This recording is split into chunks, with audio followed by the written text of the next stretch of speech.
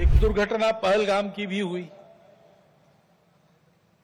हमला हुआ सीमा पार के आतंकियों के द्वारा, 26 भारतीय नागरिकों की उनका धर्म पूछकर हत्या की। लेकिन उसके चलते सारे देश में प्रचंड दुख और क्रोध की लहर पैदा हुई। पूरी तैयारी करके सरकार ने, हमारी सेना ने उसका बहुत पुरजोर उत्तर दिया। सारे प्रकरण में हमारी नेतृत्व की दृढ़ता, हमारी सेना का शौर्य, कौशल्य और समाज की एकता और दृढ़ता का एक उत्तम चित्र प्रस्थापित हुआ। और यह भी वह घटना हमको सिखा गई कि यद्यपि हम सबके प्रति मित्रभाव रखते हैं और रखेंगे, फिर भी अपने सुरक्षा के विषय में हमको अधिकाधिक सजग रहना पड़ेगा, समर्थ बनना पड़ेगा। क्योंकि इस घटना के बाद दुनिया में विभिन्न देशों ने अपनी अपनी जो भूमिका ली, उसमें हमारी ये भी ध्यान में आया कि हमारे मित्र कौन कौन है और कहां तक है। देश के अंदर भी अशांति फैलाने वाले असंवैधानिक उग्रवादी या संविधान विरोधी कहिए उग्रवादी नक्सली आंदोलन पर शासन और प्रशासन की दृढ़ कार्रवाई भी हुई।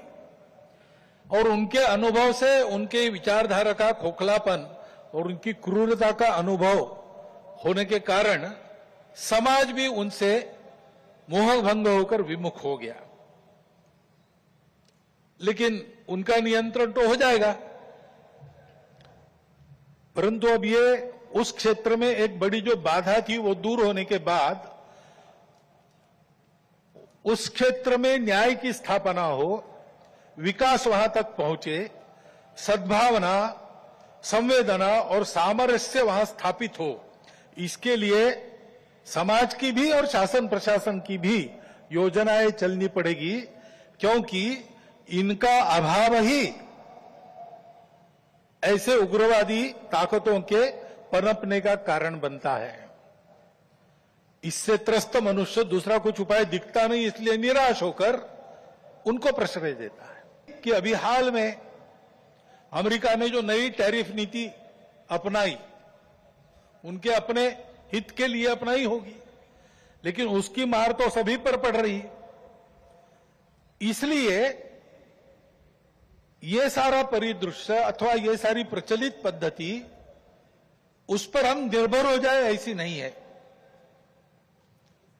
विश्व का जीवन परस्पर निर्भरता से ही चलता है। राष्ट्रों में आपस में सब प्रकार के संबंध होने पड़ते हैं।